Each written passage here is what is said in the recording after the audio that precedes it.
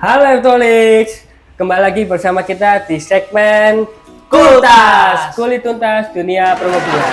Oke, bersama saya Freddy dan saya Rizky, kembali lagi bersama kami. Nah, di segmen kali ini kita akan membahas mitos dan fakta di seputar dunia otomotif. Oke. Langsung saja. Nah, kalau dunia otomotif memang banyak sekali sih informasi-informasi yang banyak yang mitos atau fakta yang tidak bisa dijadikan kebenarannya, Mas Rizky ya. Oke, siap.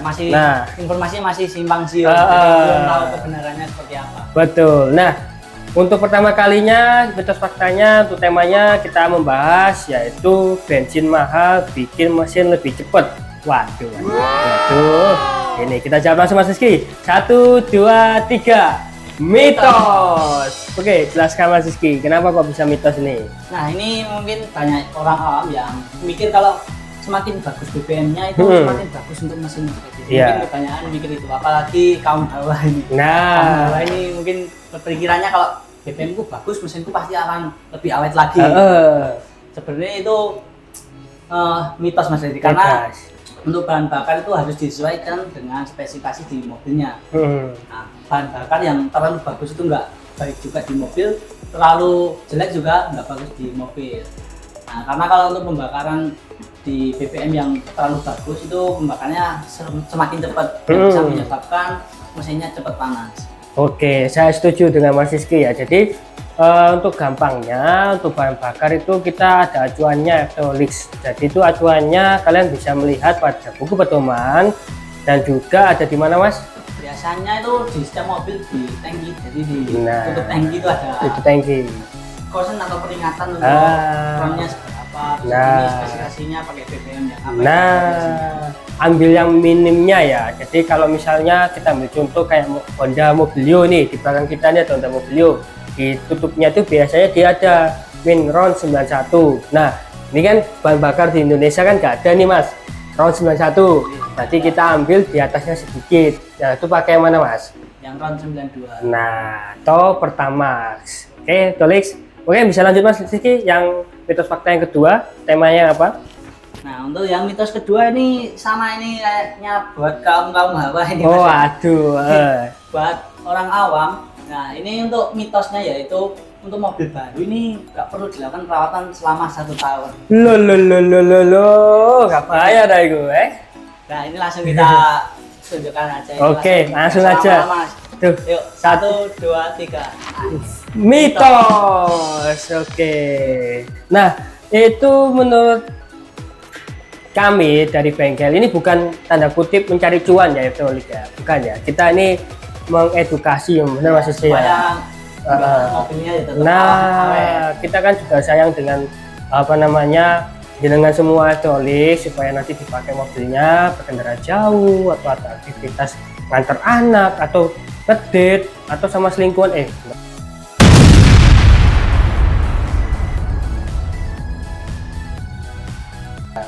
Enggak, maksudnya apa, teman dekat TTM ya kan. Nah, supaya nggak ada keganggu akibat karena mobil bermasalah. Jadi lebih baiknya untuk mobil perawatannya itu ada yang setiap 6 bulan atau 5.000 km, yaitu oli mesin nih Efteolix. Karena efeknya kalau nggak rutin diganti itu efeknya Mas.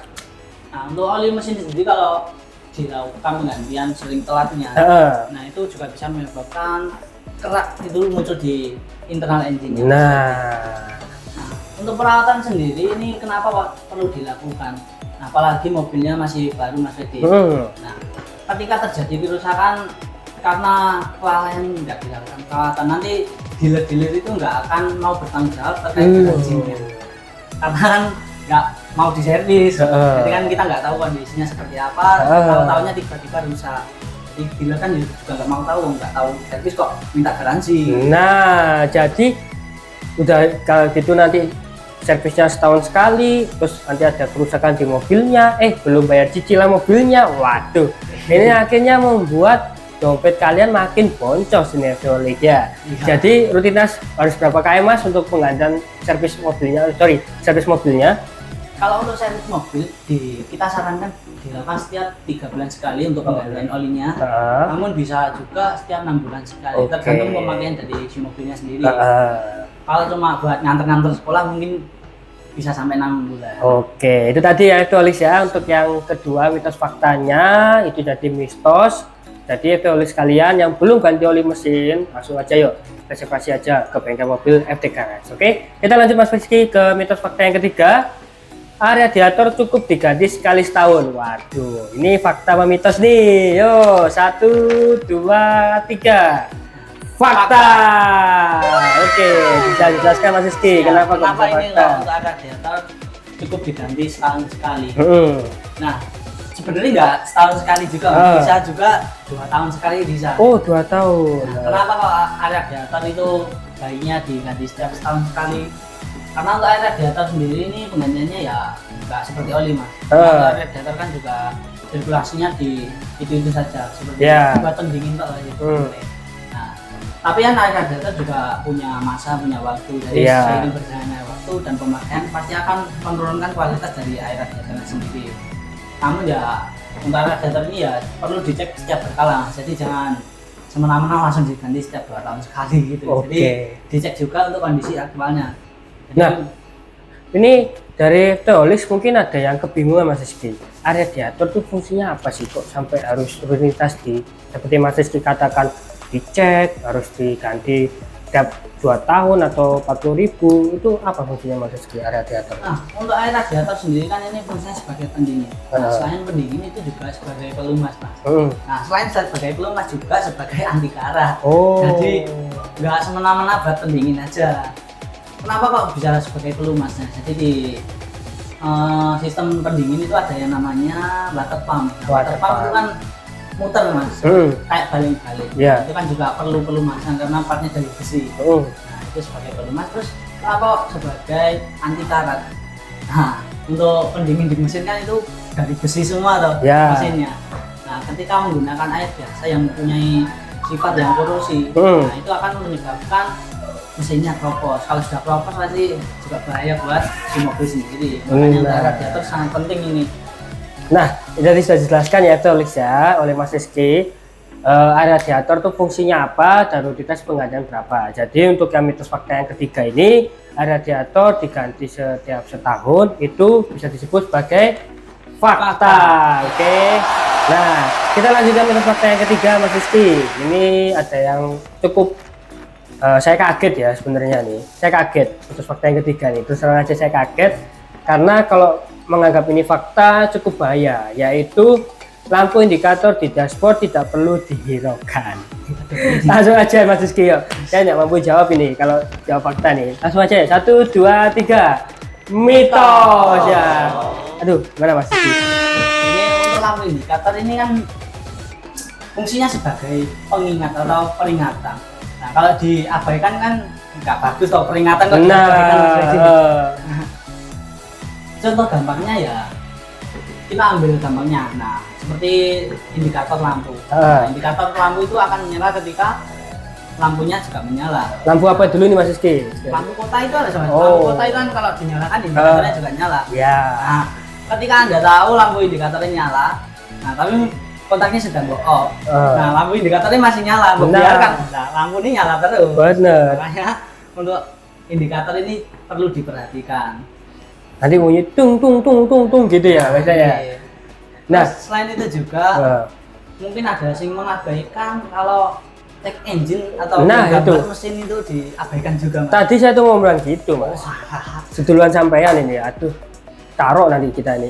Bercanda. Ya, lanjut.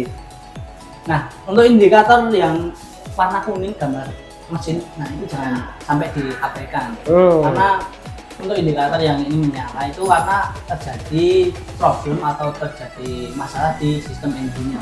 Nah, tapi kan ada Mas Rizky, cek engine masih nyala tapi mobil itu sebenarnya nggak apa-apa. Maksudnya di gas itu masih normal, cuman ya mungkin agak sedikit boros sih. Nah itu apakah tetap dibiarkan aja, nggak akan ngaruh ke komponen lain atau gimana Mas Rizky?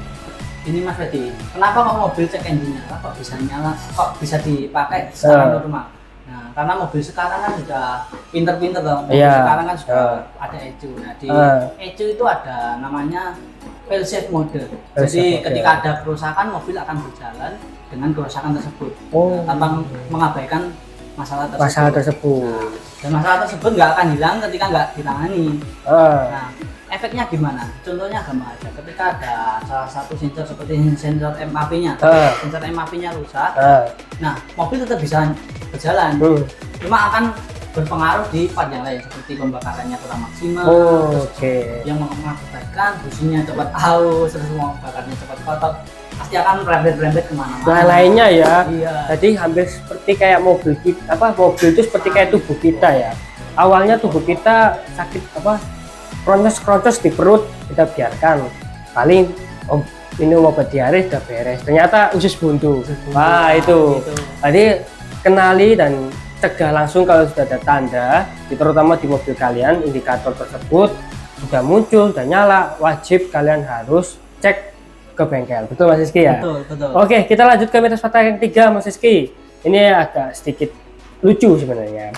Ya, ini mitos faktanya buka jendela lebih hemat bahan bakar daripada menggunakan AC. Ya Mas Rizky ya.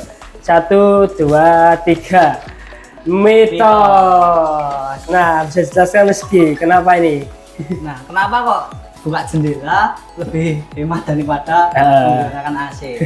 Nah, perbandingannya itu sebenarnya nggak fair Mas. Iya. Kenapa kok nggak fair? Karena ketika buka jendela AC-nya nggak dinyalakan Mas Edi. Bukan dari kendaraan pasti akan berkurang.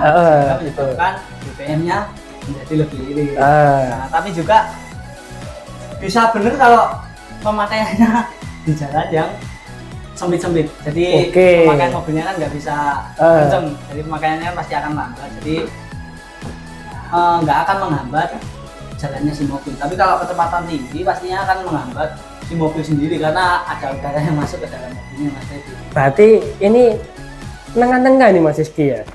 Mitos faktanya ini. Tadi kata Mas Rizky dalam kecepatan rendah itu bisa menjadi fakta itu ya? Iya, ini tergantung ketika jendelanya dibuka itu AC-nya dinyalakan apa tidak. Sebenarnya kan kalau ditutup terus AC-nya dimatikan kan pasti akan lebih hemat lagi. Berarti ngaruh juga ya? Iya. Oke, berarti ini bisa jadi fakta nih, Tolik. Tapi dalam catatan, kembali lagi gaya Nah, kalau gaya mau di kalian ugal-ugalan ya pasti boros dong. Nggak bisa kalau kalian mengandalkan kaca kalian buka semua, terus nggak usah pakai AC. Kalian nyetirnya gas rem ya pasti lebih boros ya Mas Rizky ya. Kalau untuk buka jendelanya sendiri itu nggak pengaruh di BBM-nya sebenarnya. Yang pengaruh di BBM-nya itu AC dimatikan dan AC dinyalakan Mas Rizky. Jadi ketika kamu buka jendela maupun ditutup itu nggak akan mengaruh di BBM-nya. Berarti hanya pengaruh dari kinerja mesinnya terlalu berat atau tidak itu aja ya. Gitu. Nah ini tadi betul ya. Jadi itu semi berarti kita bilang. Semi mitos semi fakta berarti. Oke. Kita lanjut aja ke mitos fakta yang ketiga nih, yang terakhir, yaitu apakah mobil manual itu lebih boros bahan bakarnya dibanding mobil matic? Ini bagaimana Mas Rizky tanggapannya? Mitos atau fakta nih? Yuk kita jawab satu yuk. 1, 2, 3. Mitos. Oke, gimana Mas Rizky? Nah, kalau untuk mobil kita bicara tentang transmisi ya Mas, tadi manual sama matic ya Mas. Iya. Nah sebenarnya kalau untuk mobil sendiri ya tergantung tipe dari mesinnya sendiri Mas. Jadi untuk transmisi ini ya nggak bisa dijadikan patokan mobil ini boros apa enggaknya. Ya, kita ambil contoh juga. Maaf Rizky, tadi ada salah ejaan. Yang benar tadi mobil otomatis lebih boros bahan bakar dibandingkan mobil manual. Nah, tetap sama aja Mas Rizky ya, itu mitos ya. Iya. Nah, karena kembali lagi ke poin yang belakang tadi. Untuk masalah bahan bakar boros atau tidak itu kembali lagi ke gaya mengemudi. Kalau kalian samakan aja seperti contoh Ayla Matic dengan Xenia manual, pasti akan jatuhnya ketemu lebih hemat ya Ayla Matic. Matic-nya, iya. Karena pertama CC dia lebih kecil. Nah yang kedua dia ini kita banding antara CC 10 dengan 13 ya, Xenia 13 ya Mas Rizky ya, bukan 10 ya, Xenia 13. Nah pasti lebih irit dengan Ayla Matic karena CC-nya lebih kecil. Yang kedua dari bobot penumpang pun juga pasti lebih banyak yang Xenia dibanding Ayla. Tetapi untuk Xenia lebih enaknya untuk mobil family, bisa buat penumpang banyak atau juga buat aktivitas untuk angkut barang dan lain-lain. Jadi kembali lagi ini mitos Mas Rizky ya. Iya, ini mitos. Oke, siap. Jadi sekian untuk segmen kita terkait mitos fakta untuk hari ini. FTOLis sebagai FTOLis kalian yang ingin kepo untuk mitos fakta lainnya dan bingung, kalian bisa komen aja ya Mas Rizky ya, komen aja. Nanti ada tim kami untuk meriset dan akan untuk menyiapkan komen kalian untuk dijadikan bahan untuk pertanyaan kami di segmen Kultas selanjutnya. Oke FTOLis, jangan lupa untuk apa Mas Rizky? Di like, di komen, dan di share supaya nggak ketinggalan info menarik selanjutnya. Oke, FTOLis, kami tutup untuk segmen hari ini. Sampai jumpa. Bye-bye.